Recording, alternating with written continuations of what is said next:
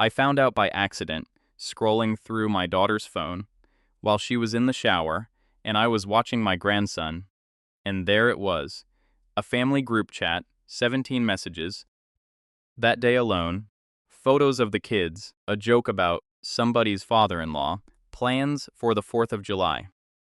My name wasn't in it. I wasn't left out of a conversation. I was left out of the group. I sat there on her couch, with her phone still warm in my hand, and did the math before I could stop myself. 6 months. There had been a family group chat running for at least 6 months, maybe longer, and nobody had thought to add me, or somebody had thought to and decided against it, which is a worse thing to wonder about than I expected it to be. I didn't say anything that day. I put the phone back exactly where I found it, screen down, same angle, and when Katie came out of the shower, I asked her something ordinary about the pool schedule, and she never knew I'd seen anything at all. I drove home with the radio off, which I never do, and I kept thinking about a research thing I'd read once, how people my age are more connected on paper than any generation before us, and somehow more of us feel like we're standing outside a window, looking in at a party we weren't told about. I didn't used to understand what that meant. I understood it in that car. At home that night, I got out an old shoebox I keep in the closet, photographs mostly, and one from Katie's college graduation, where she's got her arm around my neck, and she's laughing so hard her eyes are shut. I sat with that photo a long time, then put it in my coat pocket without really deciding to, the way you pocket something you're not ready to put away yet. I called my sister Ruth first, not Katie, because I wasn't ready to hear whatever the real answer was. Ruth's in 3 family group chats of her own, she told me, one for the grandkids' pictures, one for holiday planning, one that's mostly memes her son-in-law sends at midnight, and she said it so easily, like being included was just weather, something that happens to everybody. I didn't tell her why I was asking. It sat with me for almost 2 weeks before I said anything, and what finally moved me wasn't courage, it was smaller than that.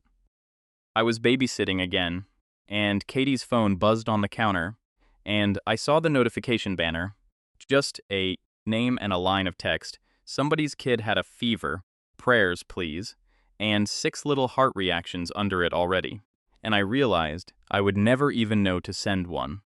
Something about that specific smallness undid me more than the big realization had. I told her, that evening, once the baby was down, I said it plain. I said I'd seen the group chat by accident, and I wasn't angry, I just wanted to understand it. Katie went pale in a way that told me everything before she said a word. She said it wasn't on purpose, that the chat had started years ago between her and her brother and sister-in-law, just the 3 of them figuring out a nephew's birthday, and it had just kept going, and adding me at that point felt like it would require an explanation for why I hadn't been there from the start, and the longer it went, the harder that explanation got to have. And then I told her something I've never told anyone. Nay. When she was 12, her cousin Amy came to stay with us for a summer, and the 2 of them started their own little world, notes passed at dinner, jokes I wasn't in on, and instead of asking to be let in, I quietly stopped inviting Amy along on our Saturday trips to the lake. Just Katie and me. Told myself it was mother-daughter time. Never once said out loud that I'd done it, because I didn't like being the one standing outside a joke. Amy noticed. She never said anything either. We just let it become normal, the way 6 months becomes normal. I never thought of myself as someone who does that to people until I was the one holding the phone. Katie was quiet a long moment. Then she said, I always wondered why Amy stopped coming to the lake. Not angry. Just something settling into place for her, the way things had settled into place for me, in the car with the radio off. She added me to the chat that night, right there at the kitchen table, and I watched 6 months of messages load all at once. Before I put her phone down, I took the photo out of my coat pocket, The one from graduation, and I asked her to scan it in and send it to the chat, no caption, just the picture. Ruth sent back a heart within a minute. Then Katie's brother. Then somebody I didn't even recognize a number for yet. One of the cousins, I guess. 3 little words. Love this one. I'm in the chat now.